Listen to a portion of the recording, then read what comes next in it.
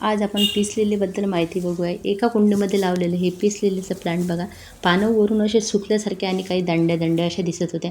ते दिसायलासुद्धा आकर्षक दिसत नाही आणि बघा छोटे छोटे रोपं भरपूर तयार झालेले होते। बरेच दिवसापासून वाटत होतं या लिलीला परत कुंडी द्यावी, जागा द्यावी आणि हे झाड वैज्ञानिकदृष्ट्या सुद्धा हे मान्य केलेलं आहे की हे हवा शुद्ध करते आणि बरेच जण याला म्हणजे एक पॉझिटिव्हिटी या झाडामध्ये आहे। त्याच्यामुळे हे झाड आपल्या घरी जर लावलं ना तर काळजी कशी घ्यायची ते सुद्धा बघूया। या झाडाला ना खूप जास्त पाण्याची गरज पडत नाही।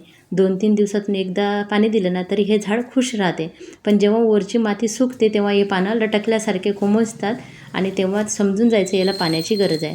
कारण बऱ्याचदा आहे ना मी या झाडांना 2 दिवसातून 3 दिवसातून म्हणजे आवश्यकतेनुसार थोडंसं पाणी देते। पाणी खूप जास्त देत नाही। पण आज बघा याचं कारण काय होतं, एक प्लांट थोडा हेल्दी होता आणि दुसरा प्लांट आहे ना तर बघा हा थोडासा जास्त हेल्दी दिसते, तो थोडासा कमी होता। कारण याच्या मुळ्या आहे ना ग्रो व्हायला लागल्या होत्या, पण आधीच्या प्लांटच्या मुळ्या आपल्या म्हणजे कुंडीपर्यंत पोचल्या नव्हत्या खाली। असे बरेच कारणं असतात जेव्हा झाडे आपल्याला फ्रेश वाटत नाही ना, काही ना काही जरी गडबड असतेच आणि मला ती बऱ्याच दिवसाची लक्षात आली होती। पण काही झाडे इतके नाजूक वाटतात ना आपल्याला, ते नवीन असतात त्याच्यामुळे, तर आपल्याला त्याची आहे ना काळजी घ्यायला थोडी हे वाटते की झाडं खराब होऊ नये। पण जेव्हा आपल्याकडे वर्षानुवर्ष ते झाड राहते ना, आता माझ्याकडे हे झाडाला 1 वर्ष होऊन गेलेलं आहे, तेव्हा आपल्याला त्याच्याबद्दल थोडं माहिती होते त्या झाडाला कसं काय पाहिजे। तर म्हणून मी काय केलं, आता थोडंसं कोकोपीट घेतलं।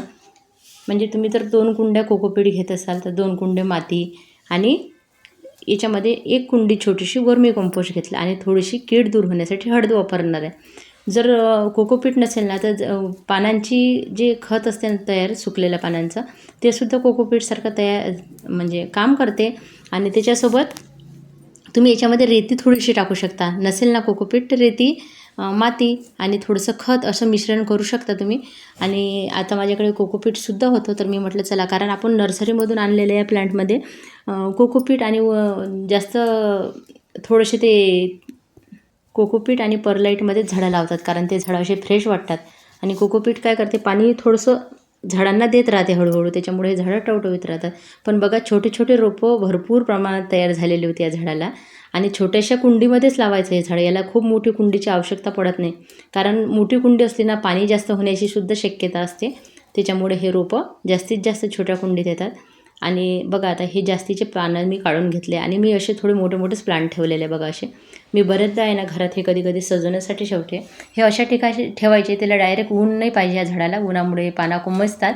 तुम्ही खिडकीजवळ चांगला सूर्यप्रकाश येत असेल ना तिथं पण ठेवू शकता। कारण एक प्लांट मी आणलं होतं, कोणत्या महिन्यात आणलं होतं तर थोडंसं आठवते आणि तुम्हाला सांगते, डिसेंबरमध्ये आणलं होतं आणि ते प्लांट मी खिडकीजवळ ठेवलेलं आहे तेव्हापासून। तर बघा खूप छान थोडीशी राखसुद्धा टाकलेली होती मी याच्यामध्ये, जे होतं ते टाकलेलं आहे आणि थोडीशी हळद टाकलेली आहे। आता सगळं हे मिश्रण करते, त्याच्या खाली आहे ना सुकलेले पानं कुंडीमध्ये बुडाची ठेवते आणि अनुभवातून ज्या थोड्याफार गोष्टी शिकते ना ते मी तुम्हाला सांगण्याचा नेहमी प्रयत्न करते। आणि दररोज काही ना काही केल्यामुळे काही ना काही शिकायला मिळते, हे मात्र नक्की। बघा आता तुम्ही आता अशा पद्धतीने सुकलेले पानं बुडाशी ठेवले आणि हे जे मिश्रण मी तयार केलेलं आहे हे या कुंडीमध्ये भरून घेते। या कुंडीमध्ये भरल्यावर मी लगेच आहे ना छोट्या रोपांनासुद्धा कुंडी पाहणार आहे, कारण हे पीस लिली आहे ना खूप प्लांट मानलं जाते, म्हणजे शुभ प्लांट मानले जाते हा। आणि खरंच ऑक्सिजन जर हवा जर शुद्ध करत असेल त्या प्लांटला शुभच म्हणायला पाहिजे। कारण तुम्ही घरात ठेवाल ना तर बरेच असे घटक आहे ना ते शोषून घेते आणि पण घरात आहे ना काही ना काही त्याला प्रकाश पाहिजेच। मात्र तुम्ही जर एकदम अंधारात ठेवेल तर मात्र झाडं जगत नाही, कोणती पण असो। आणि बघा आता थोडीशी हळद लावली, मुळाची माती जास्त झाली होती काढली आणि परत आता हे मिश्रण भरून घेते। याच्यामध्ये मी वर्मी कंपोस्ट, कोकोपीट, कारण रेती आहे ना आधीच्या जी माती होती ना कुंडीमधले काढले त्याच्यामध्ये टाकलेली होती आणि ते पण मी याच्यात मिक्स केलेलं आहे आणि थोडीशी हळद घेतली। बघा एवढंच घेतलेलं आहे आणि हे झाडं आपले आता छान असे लावून घेते।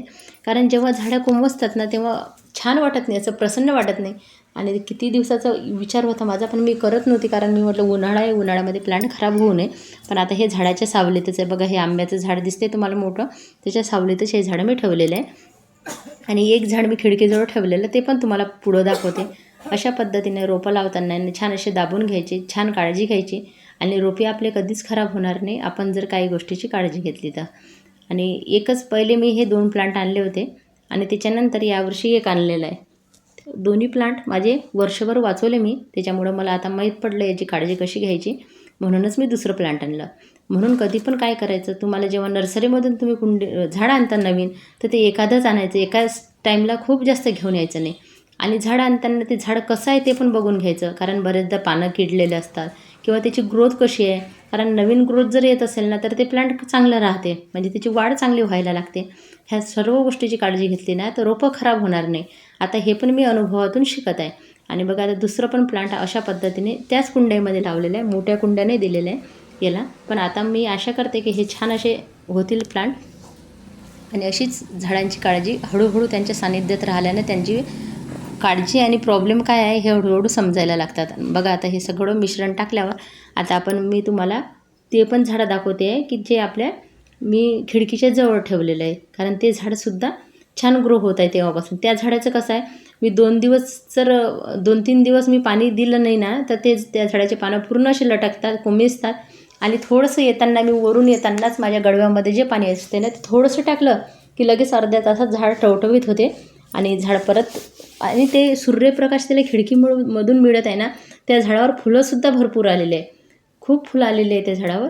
आणि याच्यावर आहे ना बऱ्याच दिवसाचं फुलसुद्धा येत नव्हतं ना, कोणता अशी जास्त ग्रोथ दिसत नव्हती. म्हणून मी हे काम केलेलं आहे. आणि छोटे प्लांट बघा किती आहे. आता मी चालली आहे एक कुंडी घ्यायला गेली आहे, कारण आता कुंड्यासुद्धा रिकाम्या राहत नाही, कारण रिकाम्या असल्या ना तर लगेच झाड लावायला. पण बघा हे जेव्हा कुंडी खाली करायला गेली ना तर लक्षात आलं त्याच्यामध्ये काय होतं माहिती आहे का, मे फ्लावरचा बल्ब होता. एक एक्स्ट्रा निघालेला बल्ब लावला असेल, आपण विसरून जातो, पण बल्ब मात्र विसरला नाही. त्यानं थोडंसा ग्रोथ दिसली ना वर येताना, तर ती कुंडी मग राहू दिली आणि दुसरी कुंडी आणली. बघा आता या कुंडीत मी फारसं काही करत नाही, जी माती काढली ना तीच टाकण्याचा प्रयत्न करते. आणि हे आपले जे छोटे रोपं निघाले ना हे पूर्ण रोपं त्या कुंडीमध्ये लावून घेते. काही दिवसांनी त्यांना बघा ही मातीसुद्धा हार्ड झालेली होती, पण म्हटलं थोडीशी खोलून अशा पद्धतीने आपण करून घेऊया आणि छोटे छोटे रोपं त्याच्यात लावून घेऊया. हे रोपं लावल्यामुळे काय होईल, आपल्याकडे भरपूर पिसलेलीचे प्लांट तयार होतील. आणि एकाच प्लांटपासून खूप साऱ्या प्लांट याचे तयार होत असतात हळूहळू, फक्त ते लावताना काळजी घ्यावी लागते आपल्याला. अशा पद्धतीने सर्व माती फोडून याच्यामध्ये टाकली आहे. थोडीशी चिमूटभर याच्यामध्ये हळद मी टाकते, कारण हळद टाकल्यामुळे या मातीमध्ये जे काही फंगस वगैरे असेल, कीड असेल ते दूर होईल. त्याच्यासाठी चिमूटभरच हळद टाकते, जास्तही वापर करू नये कोणत्याही गोष्टीचा. जास्त वापर केल्याने फायदा होण्याचे नुकसानसुद्धा होऊ शकते. पण हळद हे केमिकलचा वापर न करता वापरायला चांगली आहे. आणि बघा अशी केल्यानंतर बघा आपले छोटे रोपं या कुंडीत लावून घेतले आहे.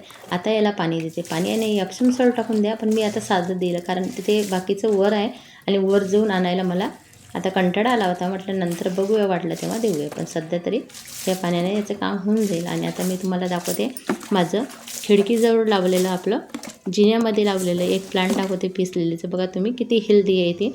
आणि त्याला काहीच करत नाही आहे, मी लावलं तेव्हापासून फक्त त्याला मी जेव्हापासून लावलं ना डिसेंबरमध्ये, तेव्हापासून याला आहे ना थोडंसं येता जाताना 2-3 दिवसातून एकदा पाणी देते. बघा हे सूर्यप्रकाश येते ना त्याच्यामुळे बघा या पिसलेल्यावर भरपूर प्रमाणात फुलं उमलली. हेच नाही तर छोट्याशा कुंडीत लावलेलं आहे आणि बुडापासून याला फुलं येत आहे, खालीसुद्धा फुलं येत आहे. मला ते दाखवता नाही आलं तुम्हाला पूर्ण. अशा पद्धतीने बघा कशी वाटली माहिती नक्की सांगा. आवडली ना तर एक चॅनलला तुम्ही माझ्या मेहनतीसाठी एक तरी लाईक करा, सबस्क्राईब करा आवडलं तर. आणि तुमचं मनापासून धन्यवाद व्हिडिओ पूर्ण बघितल्याबद्दल.